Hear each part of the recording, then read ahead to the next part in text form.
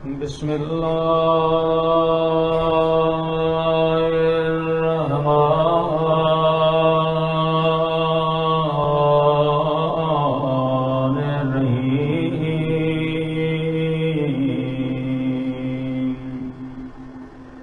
الحمد لله رب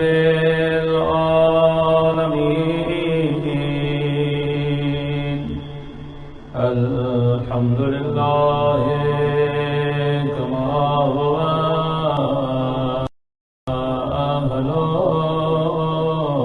أهله الصلاة والسلام على سيد المرسلين وخاتم النبيين أبي القاسم محمد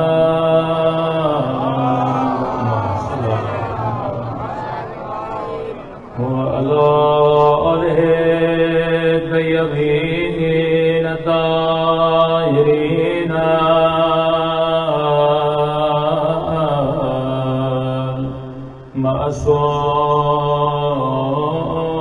معصومين سب مل کے اپنے مولا کی ظہور کی دعا پڑھیں اللہم کل ولیک حجت ابن الحسن صلواتک علیہ وعلی آبائه فی هذه الساعة وفي كل وليا وحافظا وقائدا وناصرا ودليلا وعينا حتى تسكنه أرضك طوعا وتمتعه فيها طويلا برحمتك يا أرحم الراحمين صلوات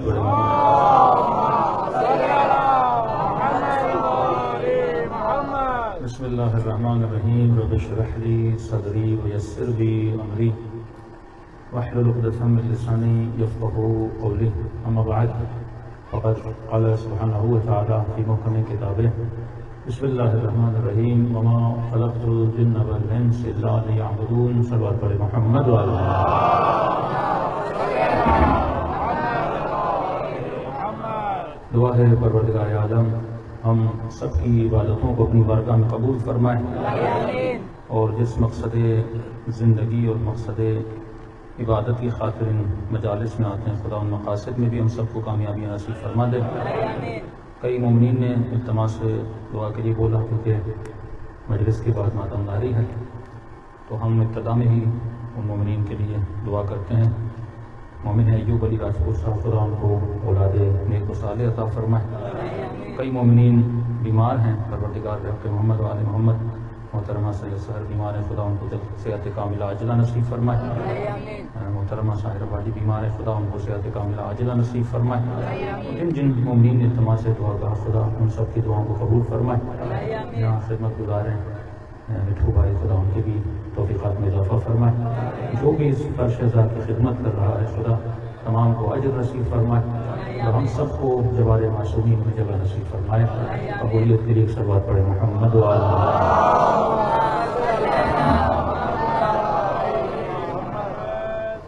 مجلس امام حسین یہ وہ فرش اعلیٰ ہے جو انسانیت کو انسان بننے کا درس سکھاتا ہے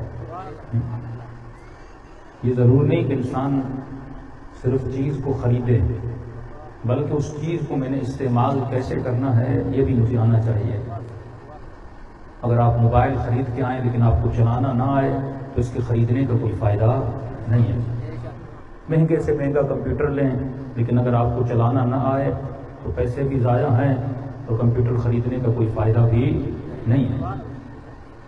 اسی طرح انسان اگر گاڑی لے لیکن اگر اسے گاڑی چلانا نہ آئے تو کیا فائدہ؟ کروڑوں کی گاڑی کھڑی ہوگی لیکن آپ کو ڈرائیو کرنا نہیں آئے۔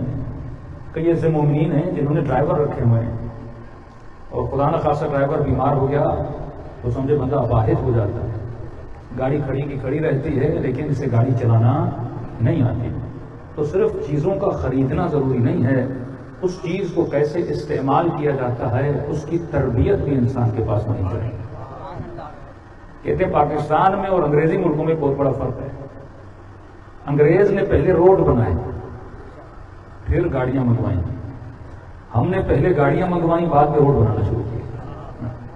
الٹا کام ہے ہمارے یہاں۔ تو جب چیز خریدو اس چیز کو استعمال کرنا بھی سیکھو۔ تو جب ایک چھوٹی سی گاڑی، ایک چھوٹا سا موبائل، قیمتی ترین اشیاء میرے پاس ہوں لیکن اگر مجھے استعمال کرنا نہ آئے تو میں اس چیز کو ضائع کر دیتا ہوں۔ کئی لوگ ہیں جنہوں نے کمپیوٹر کے اوپر کتابیں رکھی ہوئی ہیں لیکن چلانا نہیں آتا۔ کئی لوگ ایسے ہیں جو گاڑیوں کے ساتھ بھی ظلم کرتے ہیں، ہاں گاڑیوں میں گدھے بٹھا دیتے ہیں، ہاں گاڑیوں میں بکریاں اور گدھے بٹھا کے جا رہے ہیں، ان کو پتہ ہی نہیں کہ بھائی گاڑی کی بھی تھوڑی عزت ہوتی ہے، گاڑی کا بھی احترام ہوتا ہے۔ جب اسے پتہ ہی نہ ہو نا چیز کس استعمال کے لیے۔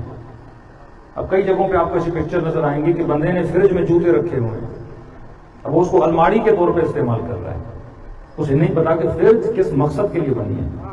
تو آپ کو یہ کون بتاتا ہے کہ فریج کس مقصد کے لیے ہے؟ جس نے فریج بنائی ہے، وہ آپ کو مقصد بھی بتاتا ہے کہ فریج اس مقصد کے لیے۔ جس نے موبائل بنایا اس نے موبائل کو چلانا بھی سکھایا، جس نے کیمرہ بنایا اس نے کیمرے کو استعمال کرنا بھی سکھایا۔ تو دنیا کی ہر شے جو آپ خریدتے ہیں اس کا استعمال بھی آپ کو آنا چاہیے۔ اسی طرح خدا نے انسان کو بدن دیا، اس بدن کو میں نے کیسے استعمال کرنا ہے یہ بھی مجھے آنا چاہیے۔ اگر مجھے یہ نہیں پتا کہ مجھے آنکھوں کو کیسے استعمال کرنا ہے، مجھے زبان کو کیسے استعمال کرنا ہے، مجھے ہاتھوں کو کیسے استعمال کرنا ہے، مجھے دماغ کو کیسے استعمال کرنا ہے، اگر یہ مجھے نہیں آتا تو بالکل اسی طرح ہے کہ قیمتی چیز انسان کے پاس ہو پر انسان کو پتا نہیں ہو۔ کسادہ لو اگر انسان ہو وہ اپنے وجود پہ ظلم کرتا ہے کیونکہ اسے پتا ہی نہیں کہ اللہ نے بدن مجھے دیا کیوں۔ یہ بدن بالکل اس گاڑی کی طرح ہے جو گاڑی تجھے کسی مقصد تک پہنچاتی ہے، بدن بھی اللہ نے تجھے دیا تاکہ یہ بدن تجھے جنت تک پہنچائے۔ اب تیری مرضی ہے تو بدن کو استعمال کیسے کرتا ہے، یا اپنی مرضی سے استعمال کر یا خدا کی مرضی سے استعمال کر۔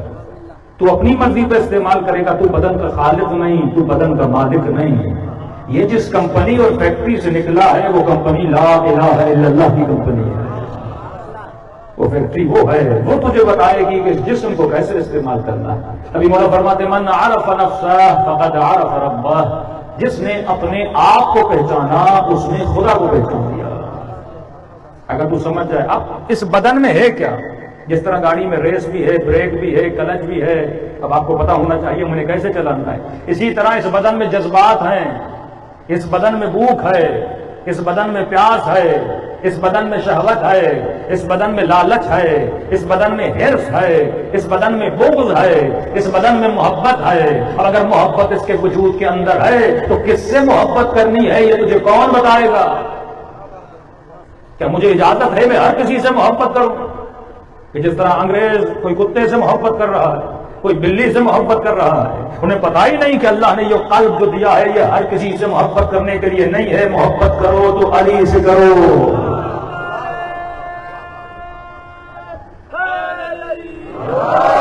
چھوٹی چھوٹی باتیں ہیں لیکن اگر غور کرو گے تو زندگی کا مقصد پتہ چل جائے گا۔ محبت کا جذبہ تیرے اندر ہے پر سوال کس سے محبت کروں؟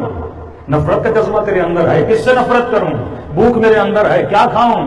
پیاس میرے اندر ہے، کیا پیوں؟ شہوت میرے اندر ہے، کس سے شادی کروں؟ مجھے رزق و روزگار کی تلاش ہے، کون سا کام کروں؟ یہ کون بتائے گا؟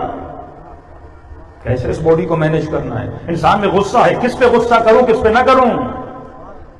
کیا باپ پہ غصہ کر سکتا ہوں؟ کیا ماں پہ غصہ کر سکتا ہوں؟ کیا امام پہ غصہ کر سکتا ہوں؟ کیا خدا پہ غصہ کر سکتا ہوں؟ اور غصہ نہ ہو تو انسان نہیں، یعنی غصے کا ہونا بھی ضروری ہے، لیکن غصے کو کیسے مینیج کرنا ہے یہ کون بتائے گا؟ اگر انسان کو غصہ نہ ہو، انسان اپنا دفاع نہ کرے، آپ کے گھر پہ چور حملہ کرے، ڈاکو حملہ کرے، اور اگر آپ کے اندر غصہ نہ ہو تو بندہ ایسے ہی بیٹھا رہے۔ یہ غصہ ہے جو تیری جان کو بچاتا ہے، یہ غصہ ہے جو تجھے دفاع سکھاتا ہے، لیکن اس غصے کو کیسے یوز کرنا ہے یہ کون بتائے گا؟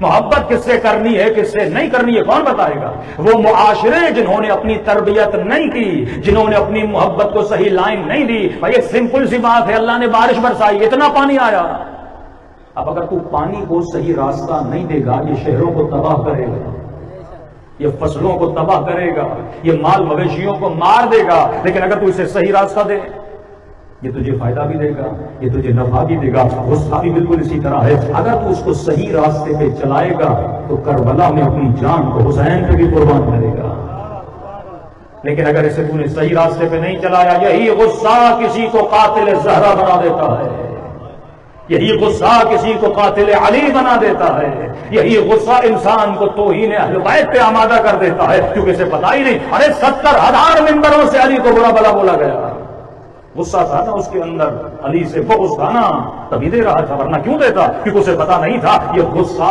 اللہ کی راہ میں استعمال کرنا ہے، مخالفت خدا میں استعمال نہیں کرنا۔ یہ محبت اس سے کرنی ہے جو لائق محبت ہو، مجھے اجازت نہیں میں ہر کسی سے محبت کروں، اس سے محبت کر جو تیرے عشق کے لائق ہو، ہر غیر سے محبت نہ کرنا۔ رسول نے اتنی حدیث سے فرمایا وہ پھول جو گندگی میں اگتا ہے اس کے عاشق کبھی نہ بننا۔ مثال دی کہ ایک ایسا پھول ہوتا ہے جو گندگی میں اگتا ہے، اس کے عاشق نہ بننا، دکھتا تو بڑا خوبصورت ہے پر جڑوں کو جہاں سے کھانا مل رہا تھا وہ گندگی والا تھا۔ تو جس سے عشق کرو اس کا حسب بھی دیکھا کرو، اس کا نسب بھی دیکھا کرو، اس کا کردار بھی دیکھا کرو۔ ہم نے حسین سے عشق کیا، ہم اس کا حسب کرتے ہیں، اور تو جس کا عاشق ہے ذرا اس کا نسب بھی تو بتا۔ عشق کرو پر عاقلانہ، جاہلانہ محبت مکتب اہل بیت میں نہیں ہے نا، مکتب خدا میں ہے۔ عشق کرو تو عاقلانہ، محبت کرو تو عاقلانہ، جاہلانہ عشق۔ اب جاہل آدمی جس سے محبت کرے پرواہ نہیں، مسلمان آج مسلمانوں کو بول رہے ہیں کہ ہر کسی سے محبت کر۔ بھائی میں جس سے محبت کروں وہ لائق محبت تو ہو، لائق عشق تو ہو، ہماری محبت کوئی فضول تو نہیں ہے جو ہر کسی سے کی جائے۔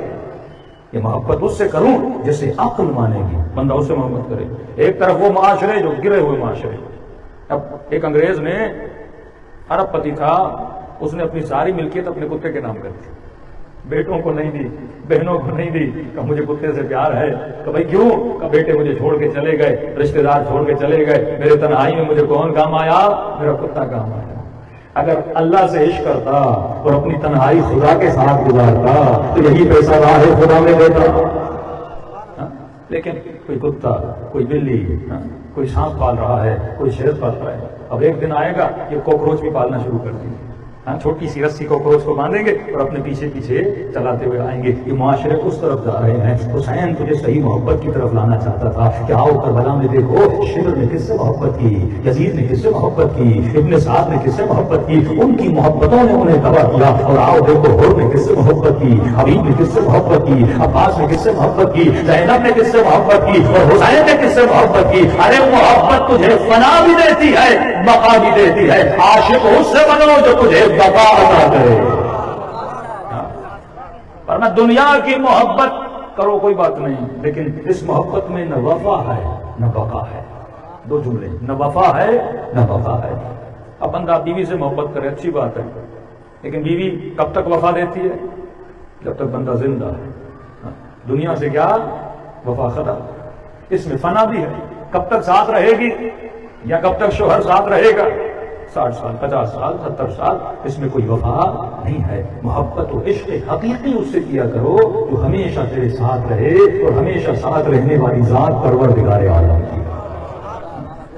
یہ ہے عاقلانہ محبت، نہ کہ جاہلانہ محبت۔ ہم میں سے کئی لوگ جاہلانہ محبتوں میں گرفتار ہیں۔ ابھی مجھے کون بتائے گا کہ میں نے اپنی محبت کو کیسے مینج کرنا ہے؟ ایسے تمہارے وجود میں ہزاروں جذبات ہیں، غصہ، ہر انسان میں غصہ کہاں نکالنا ہے، کہاں کرنا ہے۔ بندے کو کسی نے گالی دی تو غصے میں آ گیا، لیکن اس نے اپنی آنکھوں سے دیکھا کہ کوئی بندہ اللہ کی توہین کر رہا ہے، اسے غصہ نہیں آ رہا۔ ایسے جاہل بھی میں نے دیکھے کہ بیٹا شرابی تھا کا کوئی بات نہیں، زانی تھا کوئی بات نہیں، لیکن اس کا بیٹا شیعہ بنا، اس نے گھر سے نکال دیا۔ یہ جاہلانہ یعنی بغض، جاہلانہ بغض ہے۔ اب اس نے کہا بابا میں شیعہ بن گیا ہوں، میں نے شراب بھی چھوڑی ہے، مکتب علی میں کیا ہوں، میں نے بدکاریاں بھی چھوڑ دی، کہ وہ سب منظور ہے لیکن تو شیعہ کیوں بنا ہے؟ یہ جاہل لوگ ہیں۔ جب انسان اپنی عقل کو استعمال نہ کرے، یہ بدن خدا نے تجھے دیا، اس بدن کو کیسے استعمال کرنا ہے یہ کون بتائے گا؟ بالکل ایک چھوٹے سے پودے کی طرح تم نے اس بدن کی تربیت کرنی ہے۔ تربیت کی ابتدا بدن سے شروع ہوتی ہے۔ اگر میں اپنی آنکھوں کی تربیت نہ کروں، کانوں کی تربیت نہ کروں، زبان کی تربیت نہ کروں، شکم کی تربیت نہ کروں۔ بڑے بڑے علماء جب خمینی صاحب سے ملنے گئے اور امام خمینی نے جب ان کو دیکھا کہ میں مولویوں سے نہیں ملنا چاہتا، کہ کیوں؟ کہ جن کا پیٹ اتنا بڑا ہو تو مولوی کیسا؟ مطلب جس کا اپنے پیٹ پہ کنٹرول نہیں وہ شیطان پہ کیا کنٹرول کرے گا؟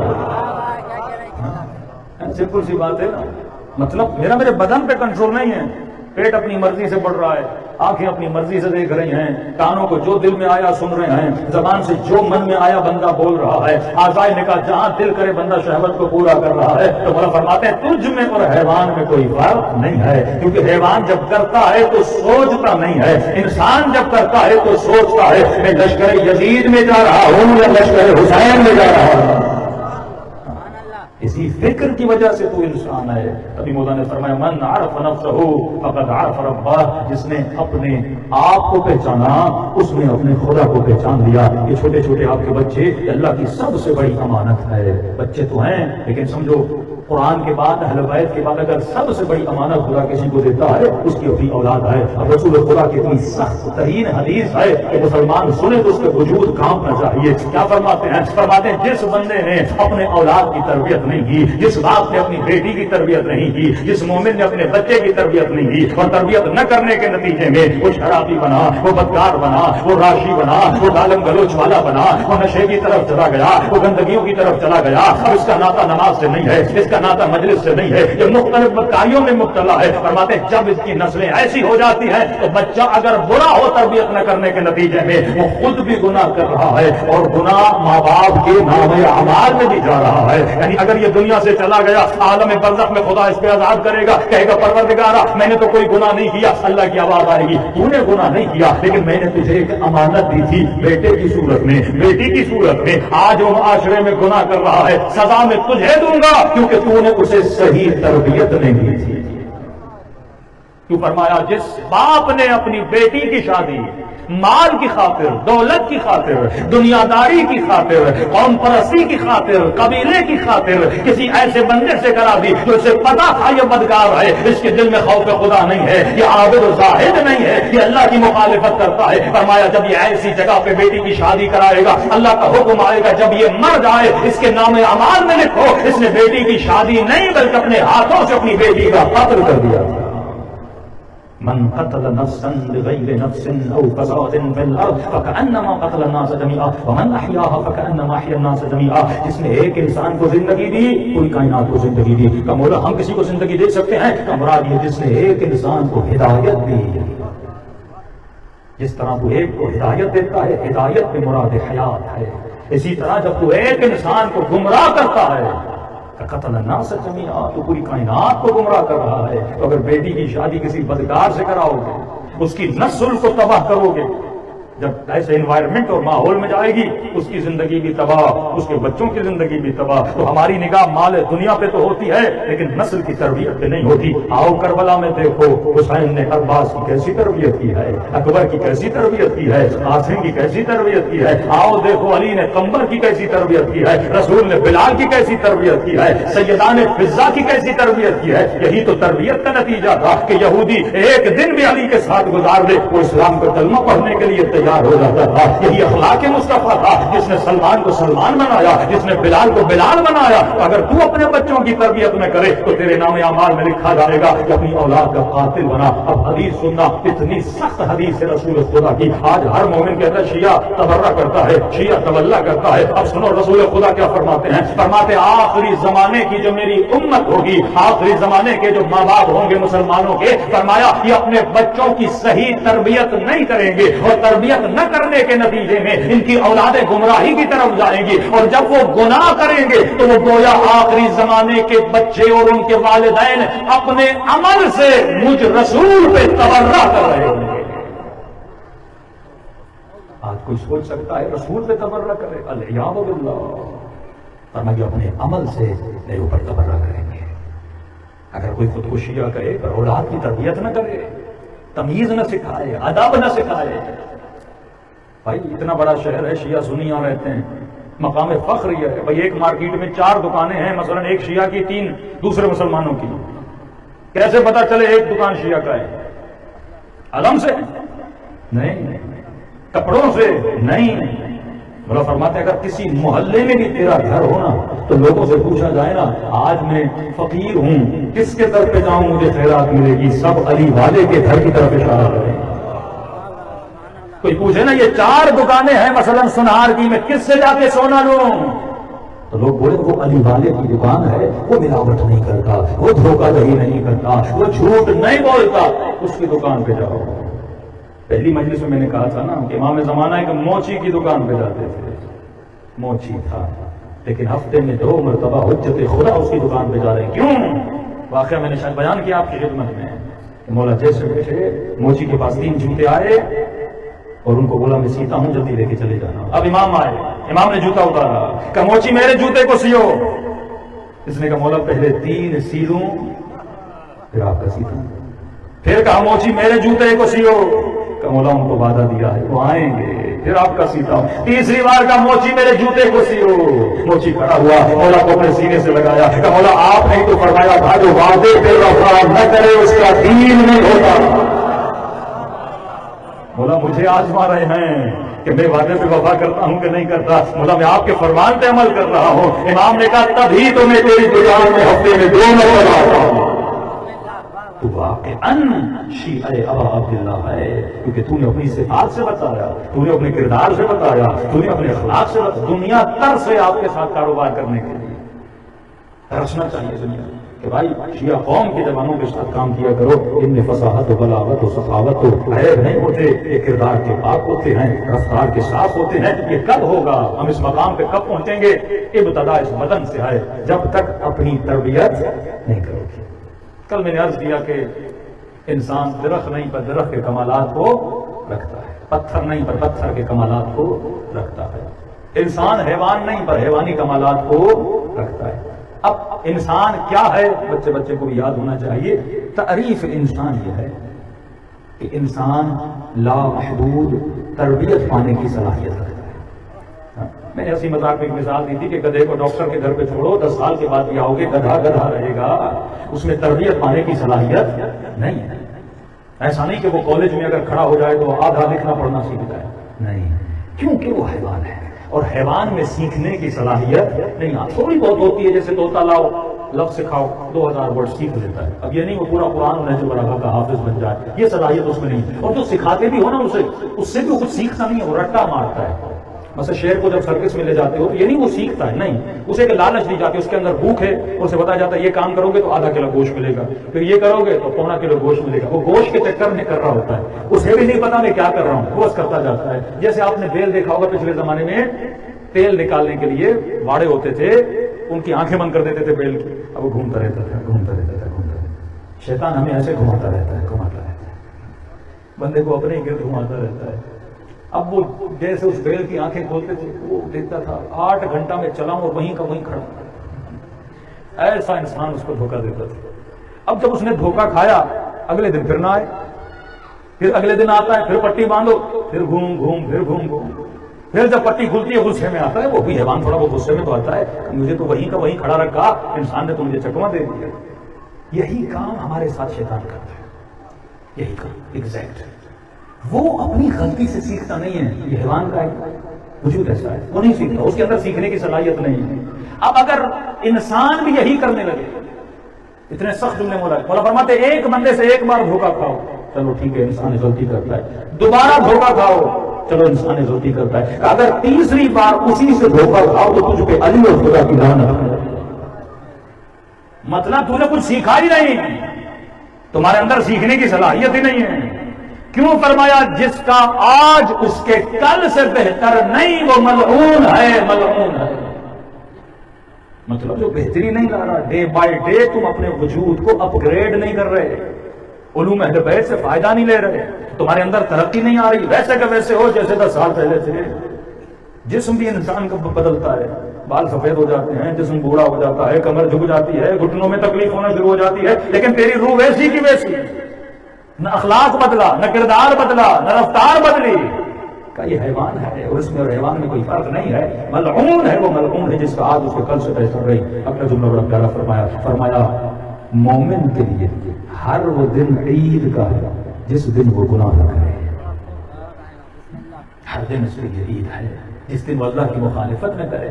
ہم نے کہا انسان اور حیوان میں سب سے بڑا فرق یہ ہے کہ انسان اپنی تربیت کرنے کی صلاحیت رکھتا ہے اور لا محدود سیکھنے کی صلاحیت ہے. آج قرآن حفظ کرنا شروع کر دیں، آپ حافظ قرآن بھی بن جائیں گے، پھر نہج البلاغہ سیکھیں، حافظ نہج البلاغہ بن جائیں گے. اور کئی لوگ ہیں جن کو 100 گانے یاد ہوتے ہیں، 100 بیت یاد ہوتے ہیں، کسی کو شاہ عبد الحفیظ کی شاعری یاد ہوتی ہے. اب انسان کا ہر کسی کا اپنا شوق ہے نا، لیکن آپ دیکھتے ہو آپ جتنا بھی سیکھو، آج تک آپ کے دماغ میں بولا ہے کہ بس میں بھر گیا، آج تک ہوا ایسا؟ ایک سی ڈی لو، ایک یو ایس بی لو، اس میں مثلا موبائل لیتے ہو نا، اس کی میموری بھی بھر جاتی ہے، کتنی بھی بڑی میموری ہو، لیکن بالآخر ویڈیوز پکچرز ڈاؤن لوڈ کر کر کے اس کی میموری بھر جاتی ہے. لیکن انسان وہ واحد مخلوق ہے جس کی میموری کبھی بھرتی. اب اگر خدا نے انلمیٹڈ اسپیس دیا ہے، غور سے سننا ہے جملے بھائی. آپ ایک مرتبہ بینک میں کام کرتے ہو، ٹھیک ہے؟ اب بینک میں جو بینکر کام کرتے ہیں زیادہ تر لوگوں کا جو اکاؤنٹ کی ڈیٹیلز ہوتی ہیں وہ بینک میں ہوتی ہیں. اب اکاؤنٹ کی جو ڈیٹیل ہوتی ہے وہ ٹیکسٹ ہوتا ہے، اس کا اتنا سائز بڑا نہیں ہوتا، تو ان کے لیے ضروری نہیں ان کے پاس مثلا 10 ٹیرا بائٹ ہارڈ ڈسک ہو، ایک چھوٹی سی یو ایس بی میں آپ کی بینک اسٹیٹمنٹ آ جاتی ہے. ایک مرتبہ آپ یو ایس بی لے کر جاتے ہو کسی سے فلم لینے کے لیے یا مجلس لینے کے لیے، بھائی 10 مجلس مولانا کی ڈال دو. اب جو ویڈیو ہوتی ہے اس کا سائز بڑا ہوتا ہے، اس کے لیے آپ کو ویسا یو ایس بی لے کر جانا ہے. یا کسی نے مثلا کربلا کی ساری زیارتیں ڈاؤن لوڈ کرنی ہے، اس کے لیے اتنا ڈیٹا چاہیے ہوتا ہے. اب یہ ہو سکتا ہے خدا نے آپ کو انلمیٹڈ میموری دی ہے، مطلب اس کے اندر 1000 فلمیں ڈالو، 1000 تصویریں ڈالو، لاکھ شعر ڈالو، کروڑوں مجلسیں ڈالو، یہ کبھی بھرتا نہیں. جب انلمیٹڈ تجھے ہارڈ ڈسک خدا نے دی ہے، جب انلمیٹڈ اس میں جتنا ڈالو تو کیوں دیا ہے؟ سوال کیوں دیا؟ فلمیں دیکھنے کے لیے، کچرا ڈالنے کے لیے، یا مفید چیزیں ڈالنے کے لیے؟ یہ تجھے دیا اور خود بتایا کہ اس میں کیا ڈالنا ہے. کہا انا مدینۃ العلم وعلی بابها، میں شہر علم ہوں، کائنات کا علم مصطفیٰ کے پاس ہے، اور جہاں سے یہ علم ملے گا اس در کا نام علی ابن ابی طالب. محمد اور آل محمد سے ڈیٹا لو. تیرا دماغ یو ایس بی ہے، کمپیوٹر علی ابن ابی طالب ہے، یو ایس بی کمپیوٹر میں لگاؤ اور جتنا ڈیٹا علی کے پاس ہے، آل علی کے پاس ہے، اس ڈیٹے کو حاصل کرو اور حاصل کرنے کے بعد اسے اپنے بدن پہ نافذ کرو، تب جا کے تو سلمان بنے گا. ایک مرتبہ دکان سے ٹماٹر سبزی وبزی لے کر آتے ہو، لیکن کوئی پکانے والا بھی تو ہو، کوئی چولہا بھی تو ہو. اب پکانا نہ آئے تو سبزی کا فائدہ کا، کچی تو کوئی نہیں کھائے گا. یہ اہل بیت کا جو کچا علم ہے نا، اسے لاؤ، پکانے کے لیے بدن کو محنت کرواؤ، بدن پر اپلائی کرو. اب مولا فرمایا صلاۃ معراج المؤمن، نماز مومن کا معراج ہے. میں نے کہا واہ مولا علی کیا آپ نے بتا دیا، اور پڑھوں ہی نہیں، فائدہ کیا؟ یہ تو بالکل ایسے ہے کہ نیپور خاص میں بولا جائے بہت اچھا ڈاکٹر ہے، ایسا علاج کرتا ہے، اس کی دوائی جو ہے سندھی میں بولے تو ایک ٹک، جو بھی بندہ جا کے لے اور کھائے شفا. اور آپ گئے ڈاکٹر صاحب کے، ڈاکٹر صاحب نے بیمار ہو، بخار ہو گیا ہے، گلے میں بڑی تکلیف ہے، سنا ہے آپ بہت اچھے ڈاکٹر ہیں. کہا بھائی میں اچھا ڈاکٹر ہوں. یہ میری دوا ہے. آپ نے واہ واہ کیا کہنا آپ کی ڈاکٹری کا, واہ واہ کیا کہنا آپ کے نسخے کا, واہ واہ کیا کہنا آپ کی دوائی کا, لیکن کھاؤں گا نہیں. ڈاکٹر کہے گا تیری واہ واہ سے مجھے کیا ملے گا؟ نہیں میں آپ کی تعریف کر رہا ہوں نا, مجھے شفا دے دو. تو میری تعریف سے تجھے شفا کیسے ملے گی جب تک تو شربت نہ پیے کڑوا, جب تک سوئی نہ لگائے, جب تک دوائی نہ کھائے. نہیں نہیں میں آپ کی تعریف کروں گا. آپ کو نہیں پتا میں نے آپ کی فضیلت میں پورا قصیدہ لکھا ہے کہ یہ کہنا میر پور خاص کے ڈاکٹر کا, کیا کہنا میر پور خاص کے ڈاکٹر کی زلفوں کا, کیا کہنا میر پور خاص کے ڈاکٹر کے بازوؤں کا. بھائی تیری تعریف سے تجھے تو شفا نہیں ملے گی نا جب تک تو میری دوا نہ کھائے. ہمارا حال بھی یہی ہے. کہتے ہیں کیا کہنا علی کے بازوؤں کا, کیا کہنا علی کا, کیا کہنا خیبر کا, کیا کہنا خندق کا. مولا فرماتے ہیں میرے فرمان کا شربت پی. میں تو ہوں ہی اچھا, میں تو ہوں ہی افضل. تو قصیدے پڑھے نہ پڑھے علی کی ذات پہ فرق نہیں پڑنے والا. اگر اپنے اندر تبدیلی لانا چاہتے ہو تو علی کے فرمان کی گولی تو کھا. فرمان علی کی ایک سوئی تو لگا نہیں. ڈاکٹر صاحب درد ہوتا ہے, درد تو ہوگا, شفا سے تو نہیں ملنی. صبح اٹھ تکلیف تو ہے, نیند خراب ہوتی ہے, لیکن اس بدن کو درد دے گا تو درد سہنے کا عادی ہوگا. اس کو مشقت دے گا تو یہ مضبوط ہوگا. بھائی آپ کس کے فوجی بننا چاہتے ہو؟ امام زمانہ کی نا. چلو وہ تو بڑی فوج ہے امام زمانہ کی. پاکستان کی آرمی کو جوائن کر لو. ایسے کوئی آرمی میں جا سکتا ہے؟ آرمی مطلب فوج, فوج مطلب نظم, فوج مطلب دفاع کا, سرحد کا, ملک کا جذبہ ہو, استقامت ہو, اطاعت ہو. جو فوجی اپنے جنرل کی اطاعت نہ کرے وہ فوجی کیسا؟ اب ایسے ہی فوج ہر کسی ہیرے گرے کو لے لیتی ہے کیا؟ 10 لوگ جاتے ہیں انٹرویو لینے, شرائط ہوتے ہیں, قد اتنا ہونا چاہیے, پھر دوڑاتے ہیں تجھے 3 کلومیٹر 6 کلومیٹر دوڑو, ہڈی ٹوٹی ہوئی نہیں ہونی چاہیے, کوئی عیب نہیں ہونا چاہیے.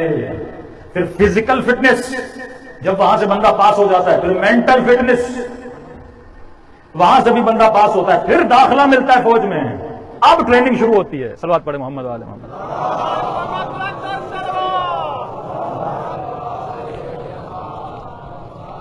نعرہ تکبیر, نعرہ تکبیر, نعرہ رسالت, نعرہ رسالت, نعرہ حیدری, نعرہ حیدری, حسینیت, یزیدیت, آواز بلند صلوات. ایک سمپل سی مثال دے رہا ہوں تاکہ آپ کو سمجھ آئے کہ مکتب اہل بیت میں بھی ایسے داخلہ نہیں ملتا.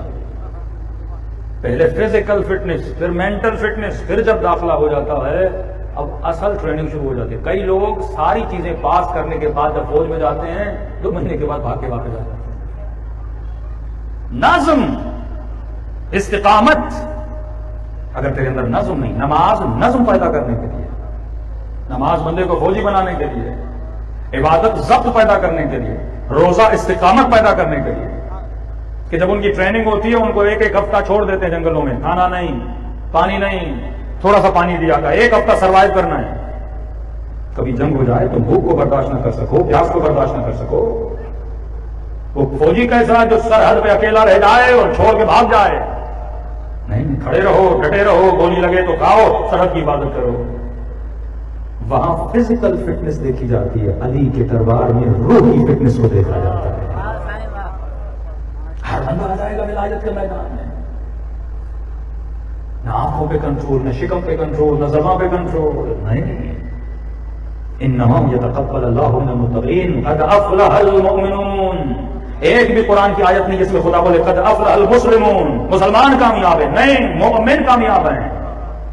مومن اس مقام پہ پہنچ جاتا ہے تو اپنے وجود کو نظم دیتا ہے, جو کہتا ہے خدا میرے اندر استقامت ہے, اب شیطان کے سامنے کھڑے ہونے کی طاقت ہے, اب شہوت کی دعوت آئے گی میں نہیں کروں گا, میرے اندر طاقت ہے. اب گناہ کی آفر ہوگی میں نہیں کروں گا, میرے اندر طاقت ہے. اور طاقت کیسے آتی ہے؟ سورہ شمس پڑھو.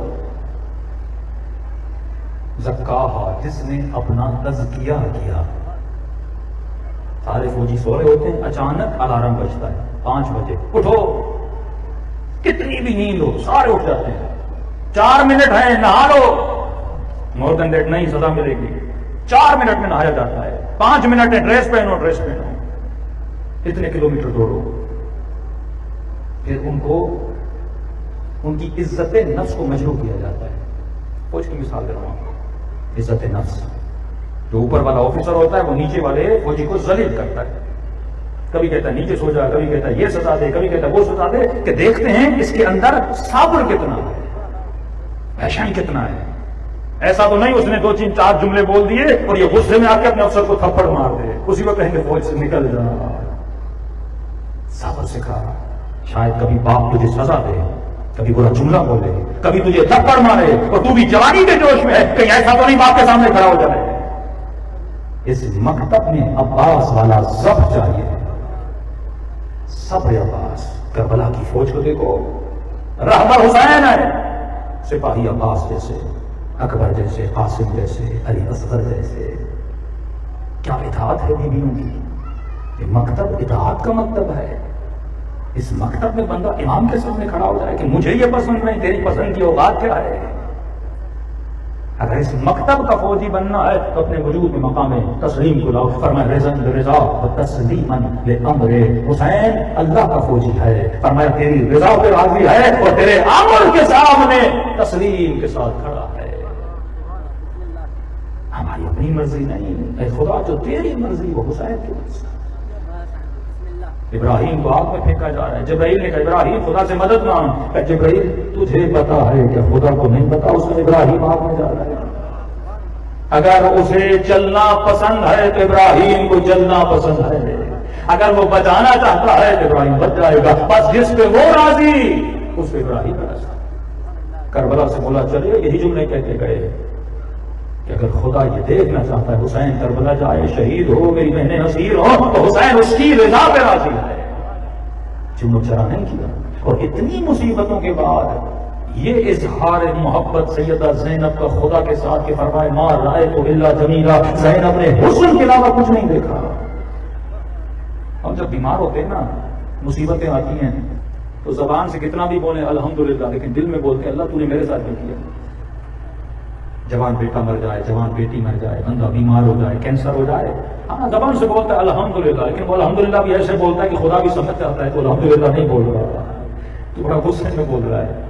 لیکن اہل بیت کی مکتب، یہ مکتب نظم کا مکتب ہے، یہ مکتب اطاعت کا مکتب ہے۔ اور انسان ہی تبھی بنتا ہے جب انسان ڈرے مدینۃ العلم سے، علم لے، 11 اماموں سے علم لو اور اس علم کو اپنے بدن پہ نافذ کرو۔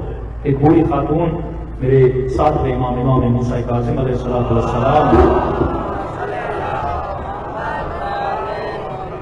مولا کی خدمت میں آتی ہے کہ مولا میں بیمار ہوں۔ امام نے کہا حکیم کے پاس جا، کہ مولا گئی ہوں، کہ پھر اس کی دوا کو استعمال کر، کہ مولا دوا میں تھوڑا مسئلہ ہے، بتا کیا ایشو ہے۔ مولا حکیم نے کہا کہ شراب پیو، درد کم ہو جائے گا۔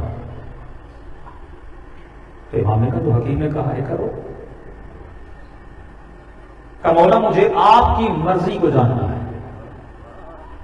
مجھے اس سے سروکار نہیں حکیم کیا کہتا ہے، مجھے یہ جاننا ہے کہ میرا امام کیا کہتا ہے۔ امام نے کہا دیکھ حکیم کی بات مانو گی سکون تو ملے گا، لیکن ہمیں پسند نہیں کہ تو شراب پیے، یہ نجس ہے، ہاں تھوڑے دنوں کی تکلیف ہے، برداشت کر۔ کہتی ہے مولا بس جو آپ کہیں گے وہی کروں گی۔ امام کو تعجب ہوا، ہوئی تھی، مطلب امام نے یہ بھی اجازت دی کہ جا حکیم کی دوا کھا، فوراً چلی جاتی۔ کئی ایسے لوگ تھے جو فردر مزید امام سے پوچھتے نہیں تھے، لیکن اس نے کہا نہیں مولا آپ کی مرضی کیا ہے، میں وہی کروں گی جس میں آپ کی مرضی ہے۔ امام نے کہا اتنی اطاعت کرتی ہو میری، اتنا مقام تسلیم پر ہو۔ اس کے سامنے سیب پڑا تھا، اس بوڑھی نے سیب اٹھایا، چاقو سے ایک ہی سیب کے، 2 سیب نہیں ہے، 1 سیب ہے، ایک ہی سیب کو بیچ سے کاٹا، 2 ٹکڑے بنے، ایک ٹکڑا اس ہاتھ پہ رکھا، ایک ٹکڑا اس ہاتھ پہ رکھا، کہ مولا سیب ایک ہی درخت کا ہے، ایک ہی سیب ہے، حلال ہے، میں نے اس کے 2 ٹکڑے کیے ہیں، اگر آپ بولو گے نا آدھا کھاؤ حلال ہے، آدھا نہ کھاؤ حرام ہے، اسے پھینک دوں گی، اسے کھا لوں گی۔ سوچوں گی بھی نہیں کہ مولا نے یہ کیوں کہا، سوال بھی نہیں کروں گی کہ سیب تو ایک تھا، ایک ہی سیب ایک ہی درخت تھا، لیکن آپ نے کہا یہ کھاؤ اور کہا یہ نہیں کھاؤ۔ کہ میں اس مقام اطاعت پر ہوں کہ اگر یہ اطاعت ہمارے شیعوں میں ہو، خدا سب پہ جنت کو واجب کرتے ہیں۔ یزیدیت کا مفہوم یہ ہے کہ یزید یہ بولتا تھا خدا تجھے تو مانتا ہوں پر اپنی زندگی میں میں نے کیا کرنا ہے اس میں میں تیری نہیں سنوں گا، اپنی چلاؤں گا۔ اور حسین کہتے تھے خدا حسین تجھے بھی مانتا ہے، تیرے حکم کو بھی مانتا ہے۔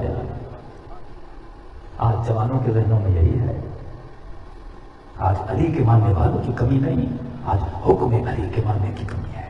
آج خدا کے ماننے والوں کی کمی نہیں، حکم خدا کے ماننے کی کمی ہے۔ کربلا مکمل اطاعت کا نام ہے، تسلیم کا نام ہے، ثبات قدم کا نام ہے، حیا و ادب کا نام ہے۔ جب تک بندے کے وجود میں یہ 3-4 صفات نہ ہونا، ثابت قدمی، فرمایا مؤمن کا جبل الراسخ، علی کا چاہنے والا پہاڑ کی طرح ہوتا ہے، دنیا کے زلزلے سے ہلاتے نہیں، لیکن جو کمزور ہوتا ہے اس کی مثال مچھر کی طرح ہوتی ہے، جہاں کی ہوا لگی وہاں کا عقیدہ بنا۔ کبھی فرمایا اصول دین میں تحقیق کرو، خود سیکھو۔ یہ کیا ہے کہ اس مولوی سے پوچھوں، اس ذاکر سے پوچھوں، ایک کتاب تو لے لو کم از کم، ایک کتاب 300 صفحوں کی کتاب گھر میں لو، عقائد امامیہ، شیعوں کے عقائد کیا ہیں، ڈیلی آدھا صفحہ پڑھو اور سوچو، غور کرو، فکر کرو۔ ایک احکام کی کتاب لے لو کہ خدا نے کیا میرے اوپر واجب کیا، کیا میرے اوپر حرام کیا۔ ایک گناہان کبیرہ کی کتاب لو، وہ کون کون سے گناہ ہیں جن کے ذریعے اللہ کا عذاب بندوں پہ نازل ہوتا ہے۔ یہ 3-4 بک ہیں۔ ایک اخلاق کی کتاب لے لو، ایک عقائد کی کتاب لے لو، ایک اسلامی تاریخ کی کتاب لے لو، ایک احکام کی کتاب لے لو۔ 4 کتابیں اپنے گھر میں رکھو، ڈیلی آدھا صفحہ پڑھو۔ یہ میموری جو خدا نے دی ہے اس میں علم اہل بیت سے بھرو۔ ارے کتنے گھنٹے ڈیلی موبائل استعمال کرتے ہو، کتنے گھنٹے یہ عورتیں ٹی وی اور ڈرامے دیکھتی ہیں، جو ڈرامے بھی جھوٹے، جو فلمیں بھی جھوٹی، جو کہانیاں بھی جھوٹی، جو کیریکٹر بھی جھوٹے۔ اب کچھ سیکھنے کے لیے ہو تو بندہ سیکھ بھی لے، لیکن آج ڈراموں کے ذریعے بے حیائی پھیلائی جا رہی ہے۔ محرم رشتوں کو آپس میں غلاظت کے رشتے بناتے ہوئے دکھائے جا رہے ہیں۔ ذہنوں کو کثافت اور نجاست سے نہ بھرو، ذہنوں کو علم آل محمد سے بھرو۔ کم از کم ایک چھوٹی سی کتاب، یہ بچہ تمہارا 7-8 سال کا ہے نا، اسے چھوٹی چھوٹی کتابیں، چھوٹے چھوٹے کہانیوں کی کتابیں، چلو دینی کتابیں نہیں دیتے، اچھے اچھے اخلاقی ناول دو تاکہ اسے کم از کم پڑھنے کی عادت ہو۔ وہ بچہ کسی شیعہ کا بچہ ایسا نہ ہو کہ ڈیلی بیسس پہ ایک صفحہ نہ پڑھے، کچھ بھی نہیں تو بولو قرآن کا ترجمہ پڑھو، کچھ بھی نہیں 4 حدیث محمد اور آل محمد کی پڑھو، کچھ بھی نہیں آدھا صفحہ نہج البلاغہ کا پڑھاؤ۔ جب اسے پڑھنے کی عادت دلاؤ گے یہ مکتب علی کا شاگرد بننا سیکھ جائے گا۔ ہم بس دیکھنے کے عادی ہیں، پڑھنے کے عادی نہیں ہیں۔ دشمن نے دکھا دکھا کر ذہنوں کو تباہ کر دیا اور علی نے پڑھا پڑھا کر سلمان کو ابو ذر بنا دیا۔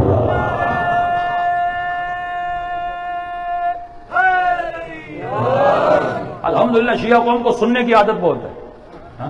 اب سندھ کا تو نہیں پتا، پنجاب میں 3-3 دن جلسے چلتے ہیں، 3-3 دن، 200 ذاکر، سننے کی عادت بڑی ہے۔ اب سن کے بندے آدھے سن بھی ہو جاتے ہیں نا، بھائی سننے کا بھی کہ اسٹمنا ہوتا ہے۔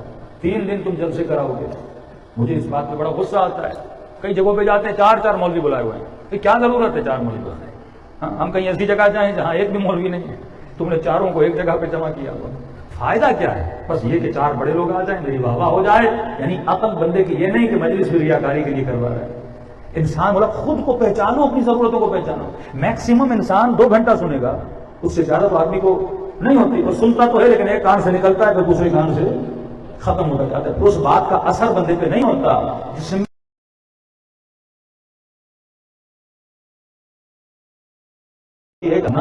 کم سنو زیادہ سوچو۔ اگر زیادہ سننے کی عادت ہو گئی نا، سوچو گے نہیں، ایسے ڈرامے دیکھتے جاؤ گے، فلمیں دیکھتے جاؤ گے۔ یہ ڈرائیور نہیں دیکھے آپ نے، کیسٹ لگا دی، گانے چل رہے ہیں، اب سمجھ نہیں آ رہی اسے، سنتا جا رہا ہے، سنتا جا رہا ہے، سنتا جا رہا ہے۔ آج رسم محرم آیا، نوحے کی کیسٹ لگا دی، محرم ختم ہوا، گانے کی کیسٹ لگا دی۔ اب اس بدبخت کو پتا ہی نہیں مجھے سننا کیا، بس اسے سننا ہے۔ جیسے پتا ہوتا ہے نا صبح انڈا کھانا ہے، دوپہر کو مثلا یہ کھانا ہے، رات کو یہ کھانا ہے، اس نے ذہن بنا دیا ہے کہ کان نے کیا کھانا ہے۔ محرم میں اس نے نوحہ کھانا ہے، محرم گزرا اس نے گانا کھانا ہے، اسے یہ نہیں پتا کہ میں نے کان کو غذا کیا دینی ہے۔ یہ الفاظ جو تیرے ذہن میں جاتے ہیں تیری شخصیت بناتے ہیں۔ غلط چیزیں سنے گا غلط شخصیت بنے گی، اچھی چیزیں سنے گا اس کا اثر تمہاری روح پہ ہوتا ہے، صرف بدن نہیں تو جو چیزوں کا مجموعہ ہے، تیرے اندر روح بھی ہے بدن بھی ہے۔ بدن آیت اللہ خان ساری کے پاس ایک لکڑی کا کام کرنے والا گیا کہ قبلہ مجھے بتائیے کوئی نصیحت کریے میں زندگی میں کیا کروں؟ انہوں نے کہا کام کیا کرتے ہو؟ کہ نجار ہوں، کھڑکیاں بڑکیاں بیڈ بناتا ہوں، لکڑی کا کام کرتا ہوں۔ کہ کھڑکیاں بناتے ہو؟ کہ ہاں۔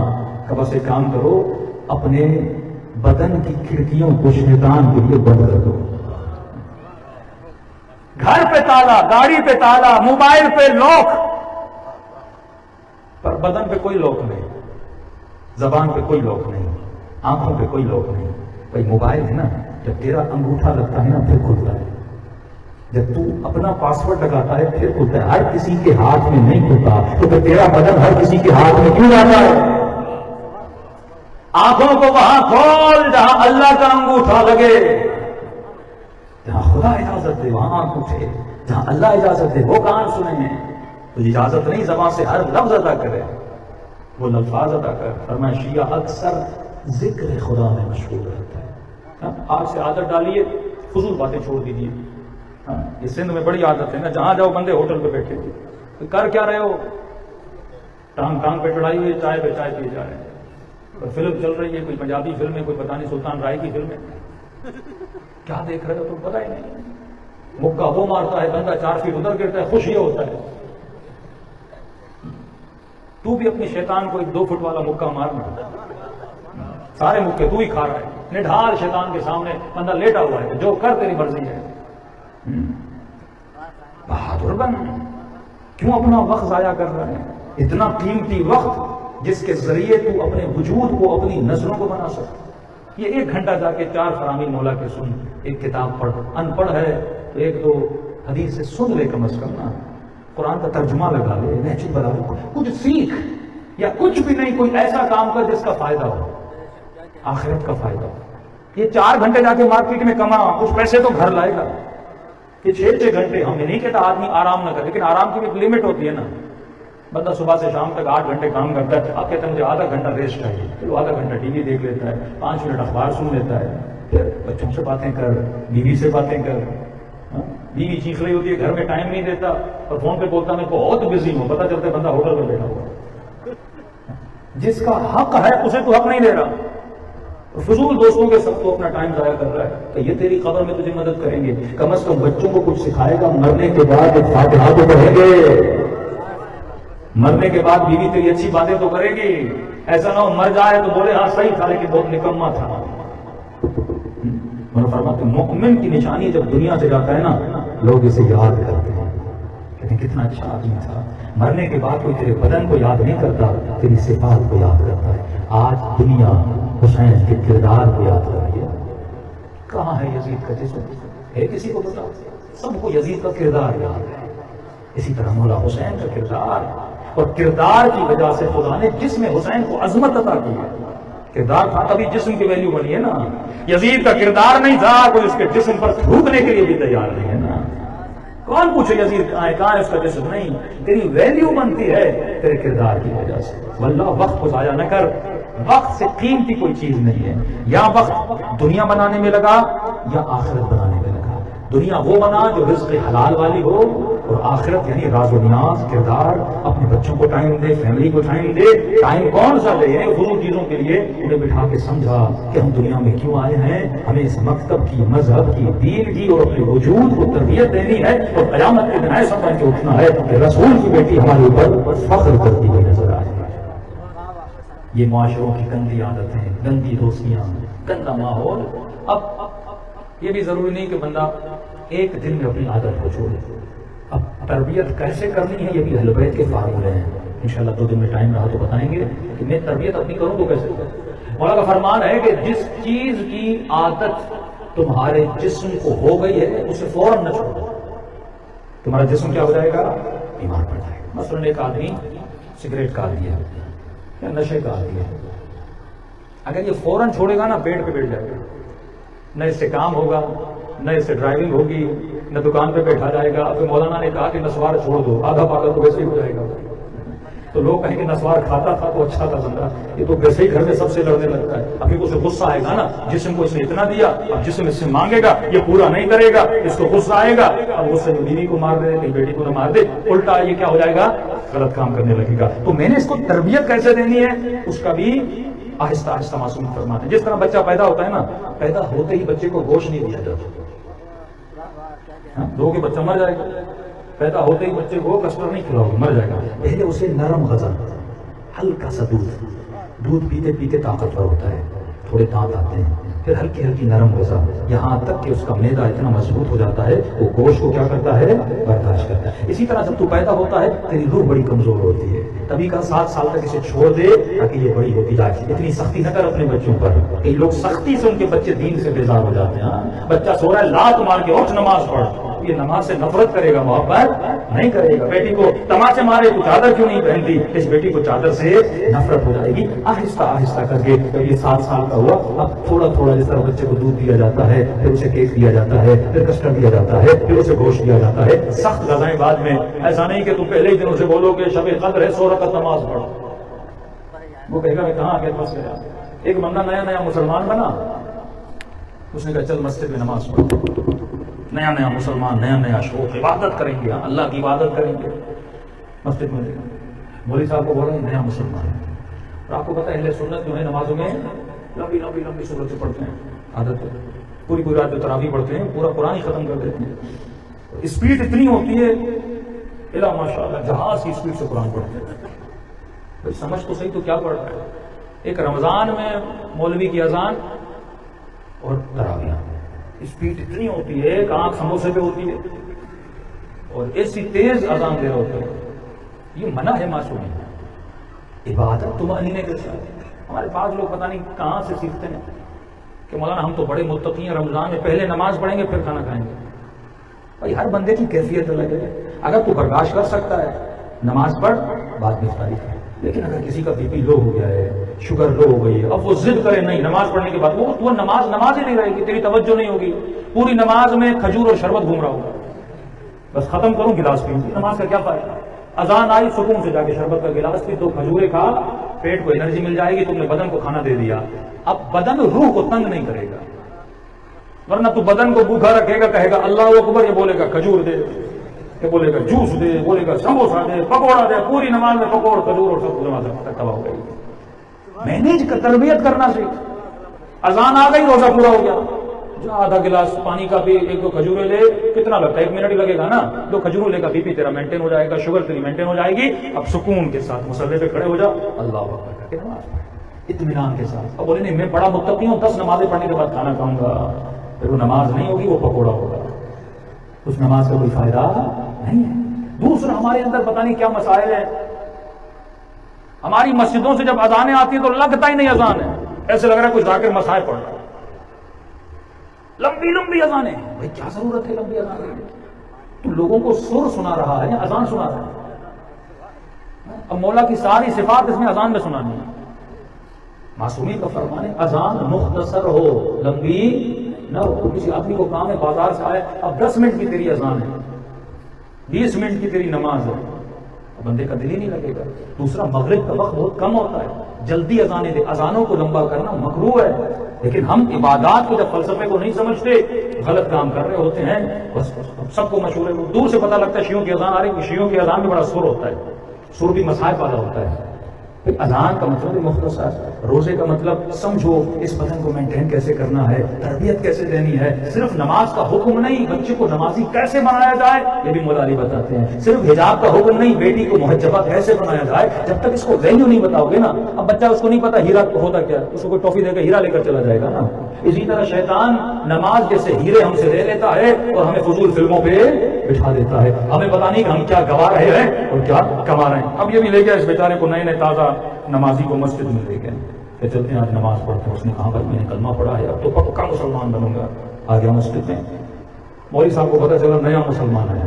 اس نے کہا اس سے تو آج اتنی عبادت کرائیں گے کہ ساری زندگی میں جس نے عبادت نہیں کی وہ ثواب ہمیں ایک ہی دن میں پورا کروانا ہے. بھائی آپ باڈی بلڈنگ کے لیے جاتے ہو نا، پہلے کہتے ہیں بدن کو گرم کرو، 6 دن ہلکی پھلکی ایکسرسائز کرو تاکہ بدن کو کیا ہو جائے، عادت عادت ہو جائے، پھر ہلکا پھلکا ویٹ اٹھاؤ، ایک ہی دن چلو گے نا ایک ہفتہ لیٹے رہو گے، بدن جواب دے جاتا ہے۔ اسی طرح بری عادت کو نکالنا ہے تھوڑا تھوڑا، نشے کی عادت تھوڑا تھوڑا، سگریٹ کی عادت تھوڑا تھوڑا، عبادت کی عادت ڈالنی ہے۔ کوئی بندہ روزے نہیں رکھتا، ہفتے میں ایک روزہ رکھے، چلو روزہ نہیں رکھ رہے، عادت دلاؤ 2 بجے تک کھانا نہیں کھاؤ، اسٹمنا پڑے گا، پھر 3 بجے، پھر 4 بجے، پھر پورے دن کی بھی تمہیں کیا ہو جائے گی، عادت ہو جائے گی۔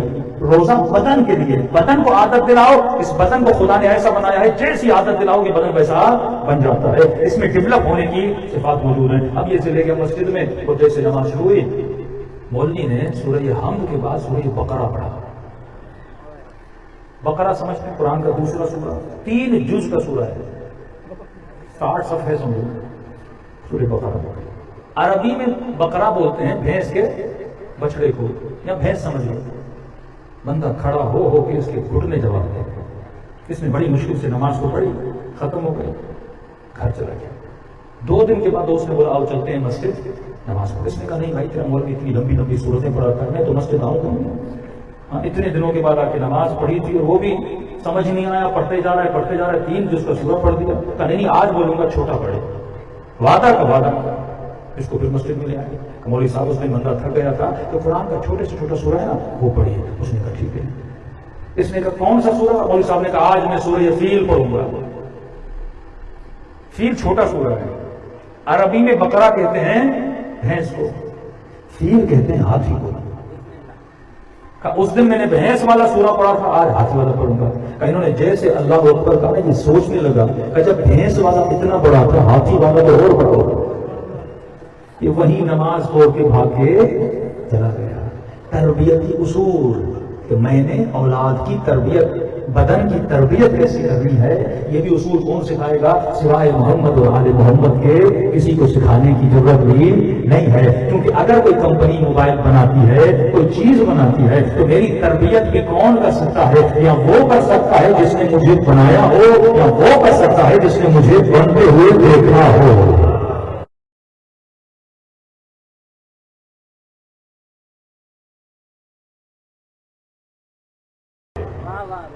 رسول کی صراحتاً اہل سنت کی حدیث ہیں کہ میرے بعد 12 نقیب، 12 خلیفے، 12 امام ہوں گے۔ تو انسان کی تربیت علی بن ابی طالب کرتے ہیں۔ اگر کسی اور نے انسان کی تربیت کرنی ہوتی، یعنی اگر کسی چیز پہ میرے برادران اہل سنت غور کریں تو واللہ وہ فوراً شیعہ بن جائیں۔ اگر کسی اور نے ہماری تربیت کرنی ہوتی تو اس کی کوئی نہ کوئی تربیت کی کتاب ہوتی فراہمی ہوتی۔ کہتے ہیں نا بھائی مثلاً امیر شام معاویہ بن ابی سفیان ہماری تربیت کے لیے آیا تھا، تو آپ اس کی کوئی کتاب دکھا دو۔ ہم کہتے ہیں علی تربیت کے لیے آئے تھے تو ہم علی کی نہج البلاغہ لاتے ہیں۔ کوئی ہمارا امام نہیں جس نے تربیتی فراہمی نہ دیا، مطلب ان کی ڈیوٹی تھی انسان کی تربیت کرنا۔ کبھی کہا کربلا میں حسین کا مقابلہ اگر انسانوں کے ساتھ ہوتا کبھی جنگ نہ ہوتی۔ غیر تربیت یافتہ انسان جو حیوانیت کے درجات سے بھی گر چکے تھے۔ کبھی دیکھا کوئی 4 سالہ بچی کو تماچے مارے؟ اتنا بھی انسان ظالم اور بچیوں کو تماچے نہیں مارے۔ گلے میں تیر لگائے، یہ تو صبر حسین بن علی تھے۔ ایک بد دعا دیتے تو پورا لشکر تباہ ہو جاتا، لیکن حسین نے بد دعا نہیں دی، صبر کیا اور خدا نے کہا حسین تیرے صبر کا پھل میٹھا ہوگا، ایک ایسا فرش لگے گا تا قیامت تیرے نام پہ لوگوں کی تربیت کی جائے گی، انسانیت کا درس سکھایا جائے گا۔ دلوں کو کربلا لے کر چلیں اور اپنے آقا کی مظلومیت کو سلام کریں، اور دعا یہی ہونی چاہیے کہ مولا مجھے ایسا بننے کی صلاحیت دے جس چیز کے لیے اللہ نے مجھے پیدا کیا، اور قیامت کے دن آؤں تو آپ کے سامنے سرخ ہو کے اٹھایا جاؤں۔ سب مل کے السلام علی الحسین وعلی علی ابن الحسین وعلی اولاد الحسین وعلی اصحاب الحسین سب مل کے السلام علی الحسین وعلی علی ابن وعلی اولاد الحسین وعلی اصحاب سب مل کے السلام علی الحسین وعلی علی ابن وعلی اولاد الحسین وعلی اصحاب میرا سلام ہو سکینہ کی یتیمی پہ میرا سلام ہو زینب کی اسیری پہ فرمایا ایسے سلام کرو جیسے زینب نے سلام کیا تھا بڑے خوش نصیب ہو آج تجھے ماتموں گریے سے روکنے والا کوئی نہیں ہے لیکن جب بہن بھائی پہ روتی تھی تو ظالم کا دیا انہیں مارتا تھا بچی بابا پہ روتی تھی تو شمر دماغ مارتا تھا مولا حسین خیمے میں تشریف فرما تھا ننھی سی سکینہ مولا کی گودی میں بیٹھی حسین سکینہ کو پیار کر رہے اچانک دو یتیم بچیاں خیمے میں آئی حسین نے سکینہ کو جلدی سے اپنی گودی سے اٹھایا بچی پریشان ہوئی بابا نے کبھی مجھے ایسے نہیں اتارا اب مولا حسین دو یتیمہ بچیوں کو اپنی گود میں بٹھایا کبھی کسی کے سر کا بوسہ دینے لگے کبھی کسی کو سینے سے لگانے لگے بچیوں نے کہا ماموں آج ایسے پیار کر رہے جیسے یتیموں کو پیار کیا جاتا جب یہ بچیاں خیمے سے گئیں سکینہ نے کہا بابا کہ سکینہ سے ناراض ہو نہیں میری بچی کہا بابا کبھی آپ نے مجھے گودی سے ایسے نہیں اتارا کہا سکینہ یہ بچیاں یتیم ہو گئی کبھی یتیموں کے سامنے اپنی بچی کو پیار نہیں کیا کرتے سکینہ سمجھ گئے جب کوئی یتیم ہوتا ہے اس کے سر پہ بوجھ دیا جاتا ہے جب شام غریبا کو آواز آئے قد قتل الحسین حسین مارے سکینہ نے سمجھا کوئی میرے سر کے بوجھ سے لے گا لیکن کسی نے سکینہ کو سینے سے نہیں لگایا ایک مرتبہ شمر میں دماغ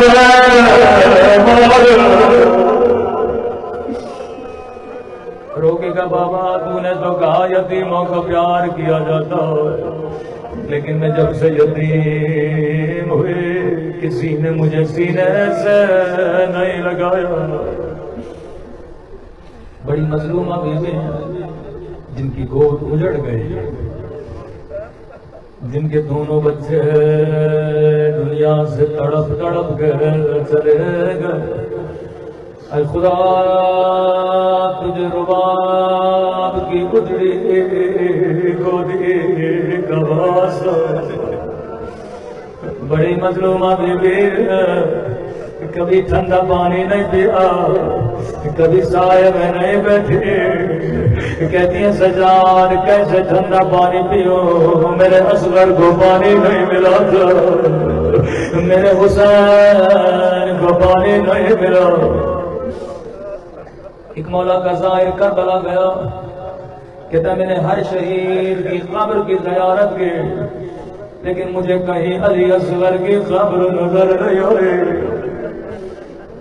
کبھی اس طرف جائے کبھی اس طرف جائے, کبھی کسی خادم سے پوچھے بتا علی اصغر کی قبر کہاں ہے.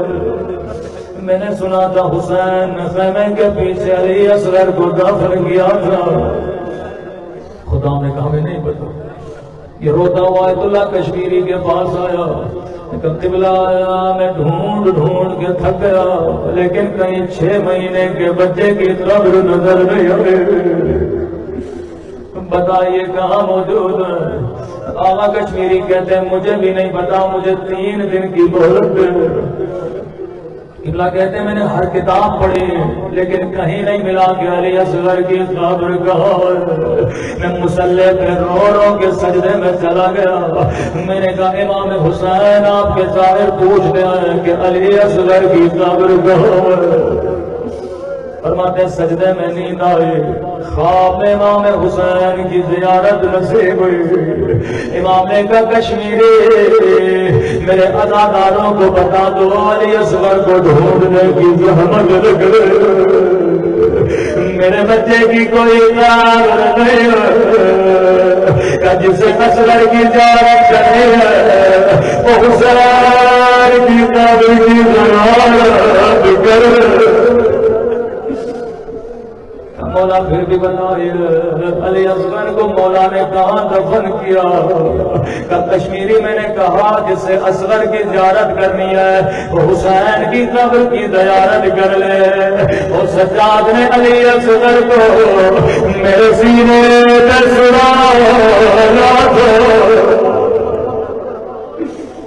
میرا ننھا سا بچہ میرے سینے پہ دفن. 6 مہینے کی عمر پر باب الحوائج. فرمایا حسین نے آواز دی حل من ناصر ینصرنا, ہے کوئی حسین کی مدد کرنے والا. کبھی دائیں دیکھ دے کبھی بائیں دیکھ دے, کہتے میرے شیرو کہاں ہو, عباس کہاں ہو, حبیب ابن مظاہر کہاں ہو. جیسے یہ آواز اصغر کے کانوں پہ پڑے بچے نے رونا شروع کیا. رباب پریشان ہوئے کہ مولا حسین خیمے میں آئے. علی اصغر نے خود کو دھونے سے گرا دیا.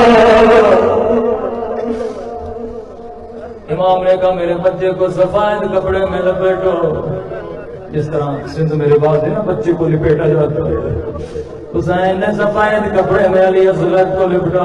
ایک مرتبہ میدان کی طرف گئے, فوجیں شیعہ سمجھی حسین قرآن لے کر آئے.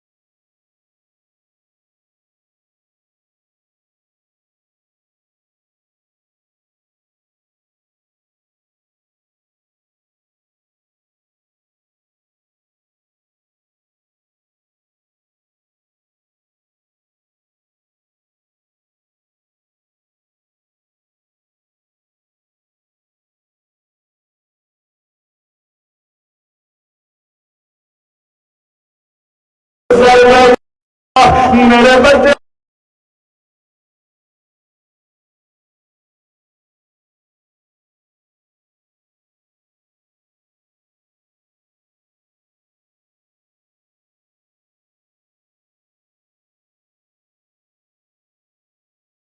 بڑی باندھے. اب روایت کے جملے بڑے سخت ہیں. مولا فرماتے ہیں عربوں کے پاس دو طرح کے تیر ہوتے ہیں. ایک تیر گھوڑوں کو مارنے کے لیے، ایک انسانوں کو مارنے کے لیے. کیونکہ لئی کی آنکھیں بند تھی اس نے وہ تیر اٹھایا اور جس کا وزن اصغر کے وزن سے زیادہ تھا. یہاں تیر کمان سے نکلا. من الاذن الى الاذن، علی اصغر کا گلا ذبح ہوا. اللہ جانے حسین پہ کیا گزرے ہوگے. اب راوی کہتا ہے بچہ سفید کپڑے میں بند تھا. حسین نے خنجر نکالا، سفید کپڑے کو پھاڑنا شروع کیا. کسی نے کہا مولا سجاد امام حسین نے ایسا کیوں کیا؟ کہا بابا چاہتے تھے اصغر کو تڑپنے میں آسانی ہو. اللہ جانے کیا سوچ کی یہ ننھا سا بدن خیموں کی طرف لے گئے. پورے راستے سوچتے رہے رباب کیا کہے گے. حسین میرے بچے کو پانی پلایا.